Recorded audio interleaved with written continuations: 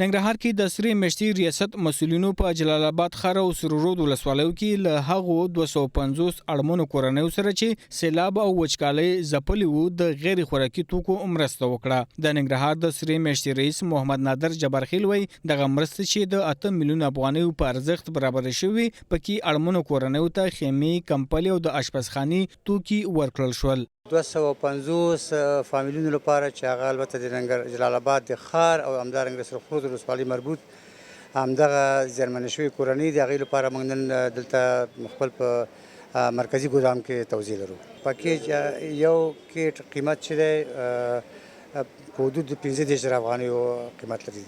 د هغو کورنۍ غړي چې مرسته ورسره وشوه خوښ دي او وایي حکومت د دوی ستونزې دایمي حل کړي او پر دوی دي د سیلاب راتللو مخه ونیسي. او خانه ما خراب شده ساو برده بودش نداشتم بس طاقت که بری جور میکردم این کمک کتی مکت خدا کتش خوب شوه. باران شد همه چیز برده خراب کس همه چیز ما زیر آب شده بود. باغون سوځیدلې دي، جوارم کرلی ټول وسوځیده، معلومدار دی اوس هم پراته دي، کله باران کېږي کله نه کېږي.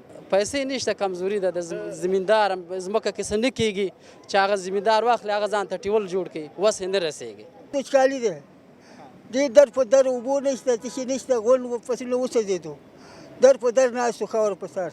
د سرې میاشتې د چارواکو پر وینا تر دې 2 ورځې وړاندې هم د هسکې مینو چپرهار ولسوالیو لپاره په 250 اړمنو کورنیو د 8 میلیونه افغانیو په ارزښت د غیر خوراکي توکو مرستې ویشل شوې وې.